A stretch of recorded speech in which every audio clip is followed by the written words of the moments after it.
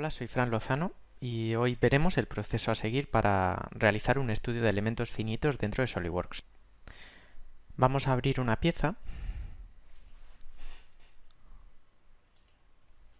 y vamos a ir viendo el flujo que tendríamos que ir siguiendo. Una vez que ya tendríamos nuestra geometría y queremos validarla, lo primero sería cargar el complemento de SolidWorks Simulation. Para ello lo podemos hacer desde la pestaña de complementos y cargando aquí el complemento de SolidWorks Simulation, o venir a la flecha de la derecha del engranaje, venir a complementos y aquí cargar SolidWorks Simulation. En el caso de que quisiéramos que siempre que iniciamos SolidWorks el complemento de Simulation estuviera activado, tendríamos que marcar esta casilla. En este caso lo vamos a dejar así.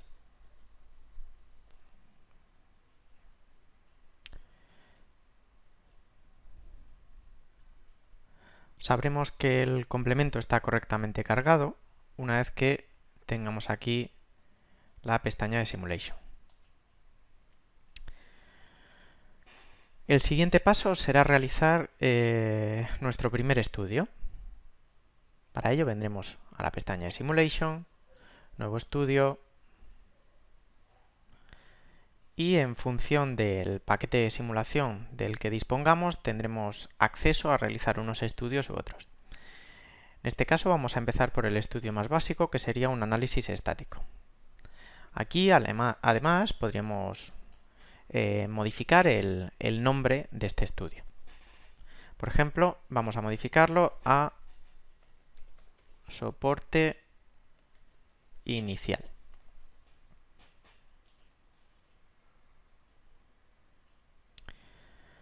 En función de la cantidad de estudios que tengamos, podríamos ir añadiendo aquí tantas pestañas como necesitemos. Incluso luego, si tuviéramos diferentes tipos de estudios, podríamos ir copiando y pegando cualquiera de las configuraciones que ya hayamos hecho entre los diferentes estudios. Bien. Cuando estamos dentro de alguno de los estudios, vemos que, por ejemplo, si vuelvo a modelo y ahora vuelvo al estudio, me aparece aquí toda la información relacionada con el estudio de simulación. Más puedo jugar con el tamaño de la parte de simulación y de la parte de CAD, ¿vale? Aquí tenemos un flujo de trabajo, el cual prácticamente podemos ir siguiendo tanto de arriba a abajo como de izquierda a derecha, el cual es información que vamos a tener que ir rellenando en función de nuestro modelo y del estudio que estemos haciendo. En este caso, nuestro estudio va a estar compuesto de una sola pieza. Por lo tanto, aquí solo tenemos un elemento. Como ya tenía aplicado este modelo en el modelo CAD un material, SolidWorks Simulation importa ese material, aquí lo vemos, directamente al modelo de simulación. Si yo quisiera modificarlo, sería tan sencillo como aplicar editar material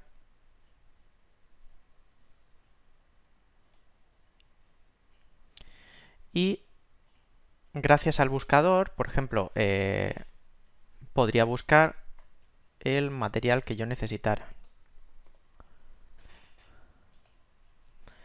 Todos estos materiales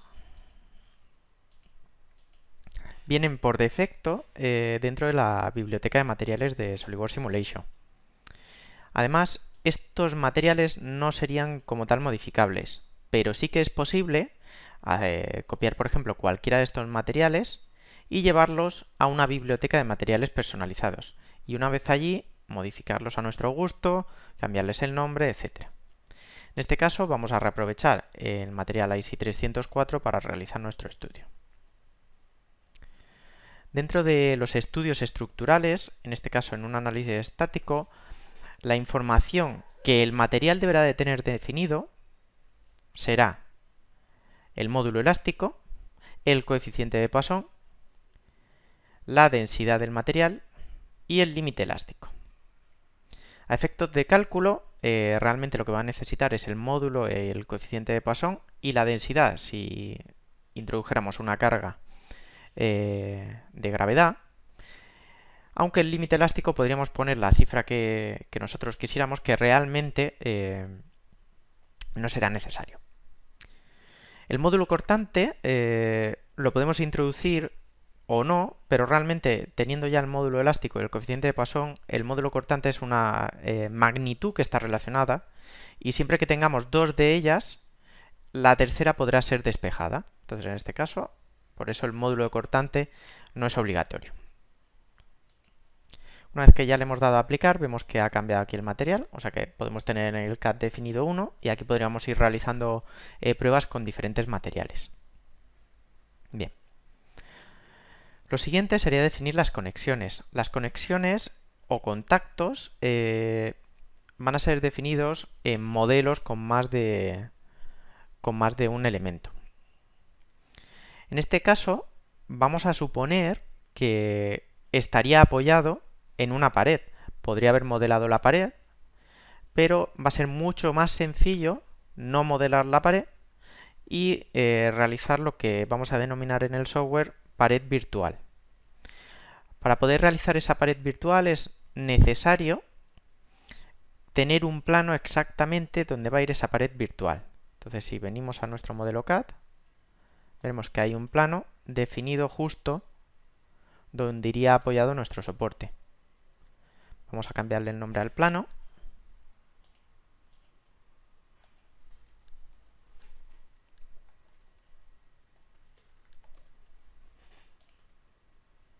Una vez que nos hemos asegurado de tener el plano donde debemos, volvemos al estudio de simulación y vamos a definir esta pared virtual. Para poder hacerlo tendremos que hacer o botón derecho sobre conexiones o, si desplegamos debajo del asesor de conexiones, darle interacción local. Tendremos exactamente la misma información aquí que si lo hacemos desde aquí. Venimos a interacción local, modificamos el tipo hasta pared virtual. Aquí seleccionaremos en el primer recuadro la cara sobre la que va a ir el contacto y en el segundo cuadro de selección seleccionaremos el plano. En este caso, como tenía preseleccionado el plano, pues ya lo vemos aquí.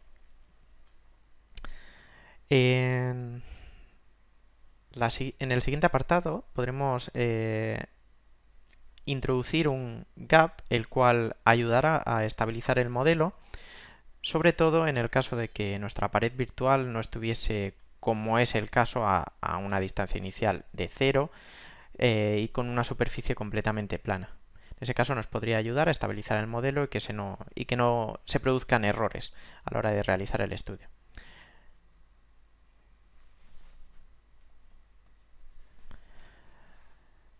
Además, podremos definir una equidistancia de contacto y definir si la pared va a ser completamente rígida, flexible y además de si va a haber cierta fricción.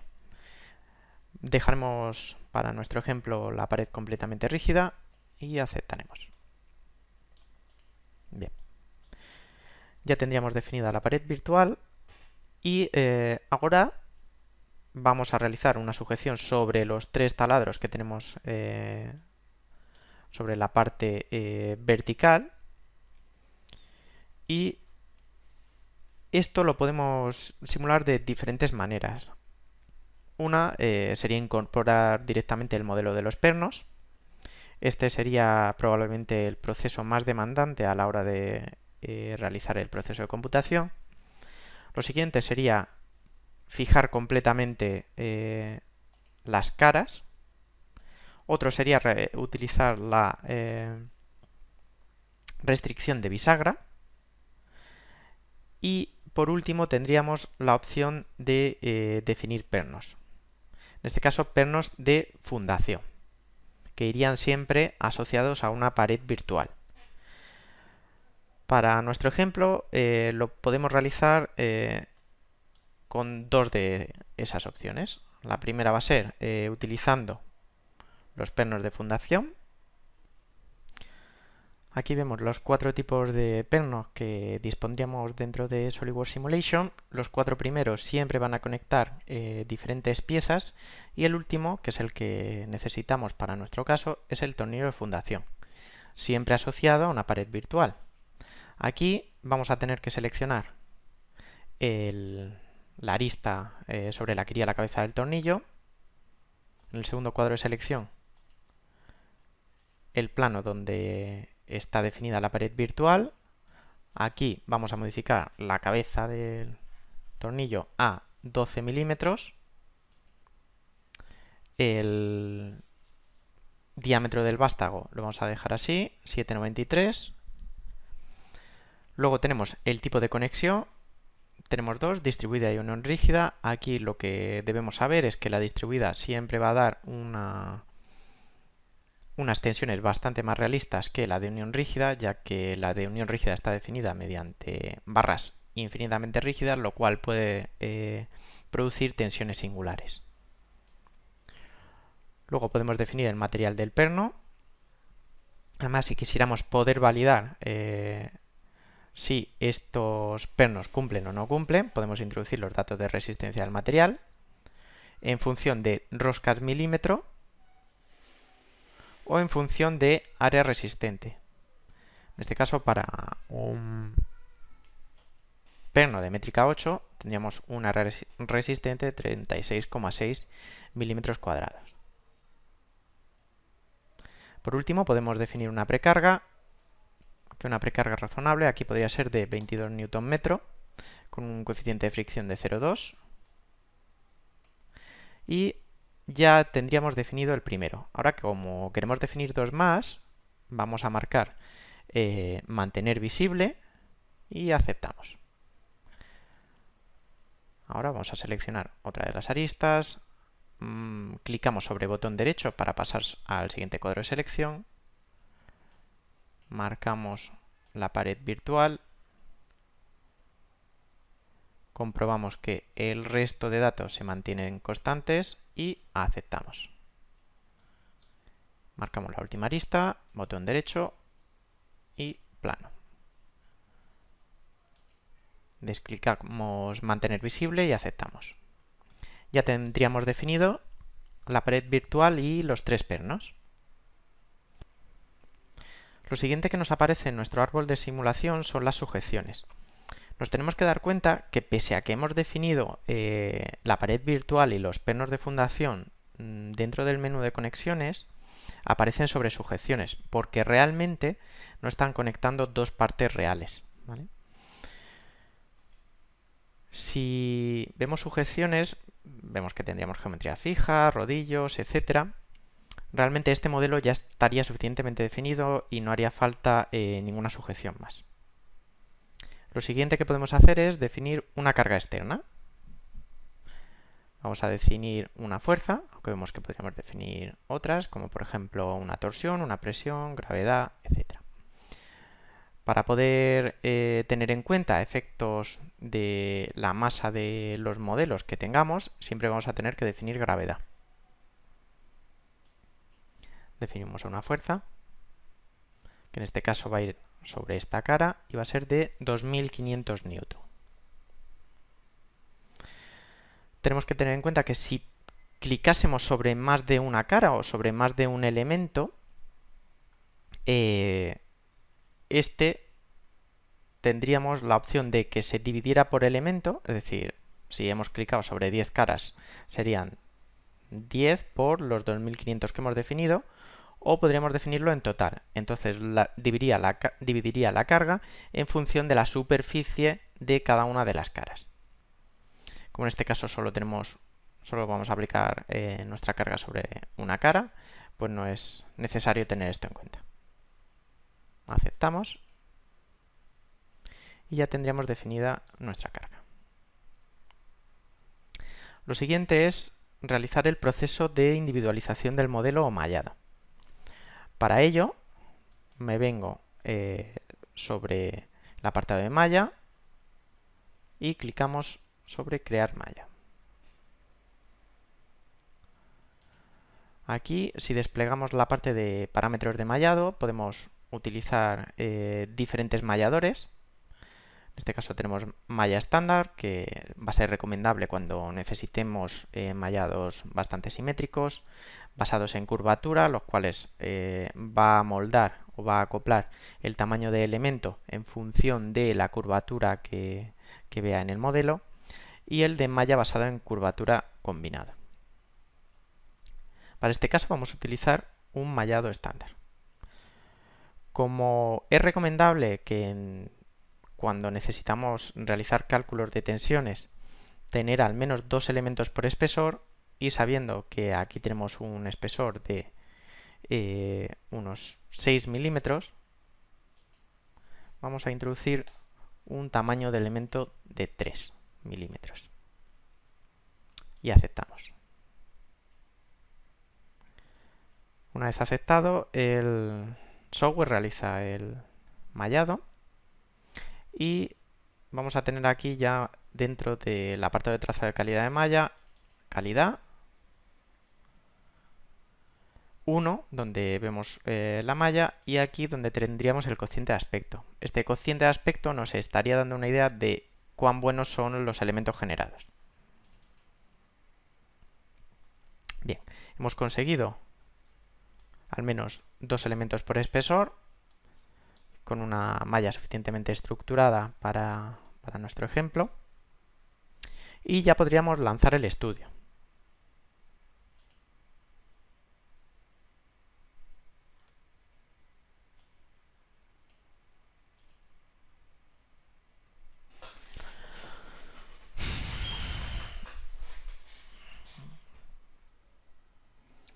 Ahora pasamos a postprocesar los resultados.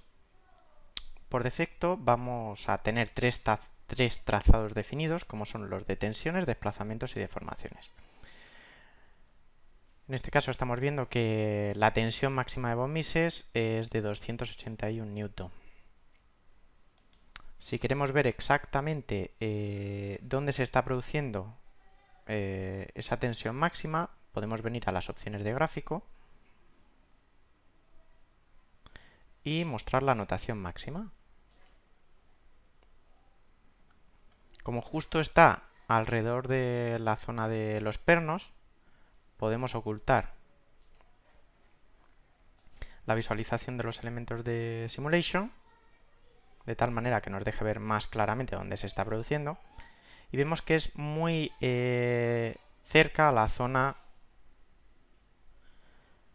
del perno.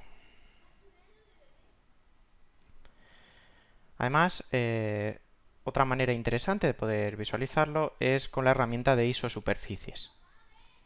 Con la herramienta de isosuperficies podemos ver, por ejemplo, y aislar las zonas superiores de tensión, por ejemplo, al límite elástico, que en este caso lo tenemos en 197.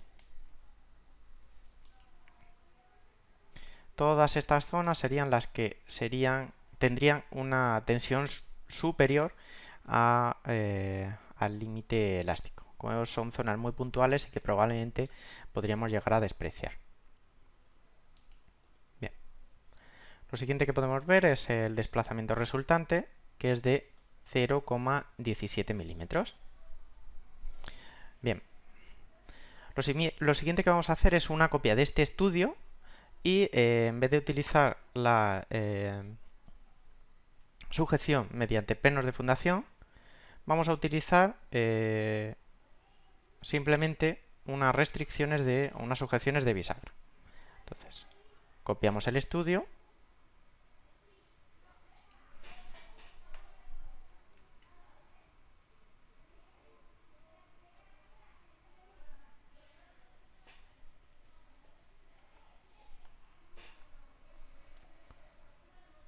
Le cambiamos el nombre. Bien, ahora lo que voy a hacer es eliminar los pernos y definir bisagras fijas, lo cual probablemente rigidice algo más el modelo. Y ejecutaremos de nuevo el estudio.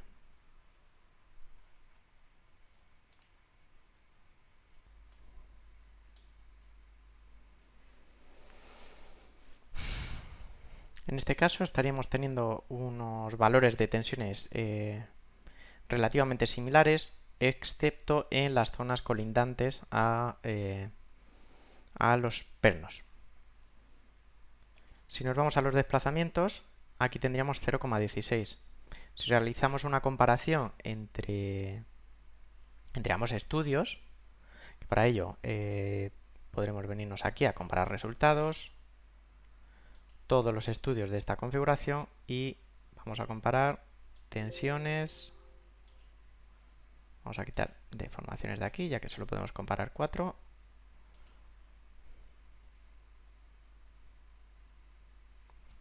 Como vemos, de 0,17 a 0,161 como desplazamiento máximo, o sea que estamos en valores muy similares. Y el tiempo de cálculo es algo más rápido cuando lo hemos realizado mediante bisagras. Por lo tanto, para este caso, si lo que estamos estudiando son las tensiones cercanas al perno, la condición más realista será la de utilizar perno, y si quisiéramos incluso ir un paso más allá, introducir un modelo para los pernos. Pero si lo que estamos estudiando, por ejemplo, son tensiones en el resto del modelo o desplazamientos máximos, esta aproximación será más que suficiente. Por último, también nos podría interesar, por ejemplo, analizar qué impacto puede tener en el desplazamiento máximo ciertas variaciones en las cotas. Para ello tendremos que realizar un nuevo estudio de diseño, haciendo botón derecho, y crear un nuevo estudio de diseño.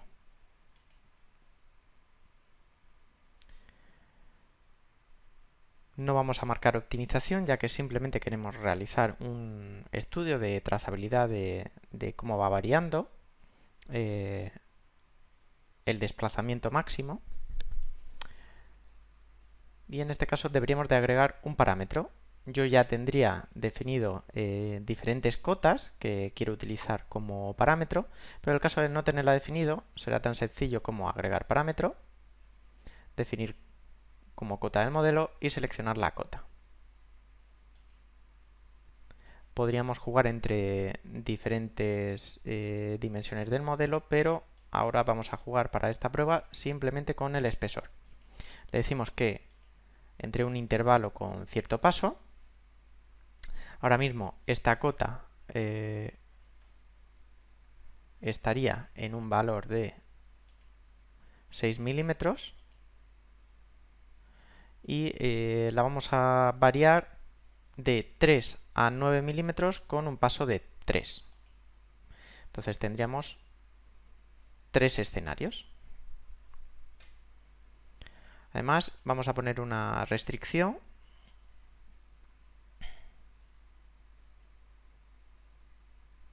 de masa, la cual realmente no va a ser una restricción, sino que va a ser solo controlar.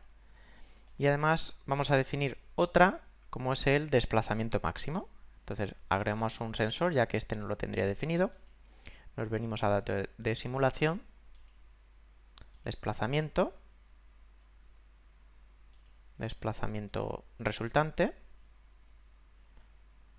máximo en el modelo, y aceptamos. En este caso le decimos solo controlar, y de soporte inicial bisagras. En este caso no tendríamos objetivos, ya que no estamos realizando una optimización como tal, y ejecutamos.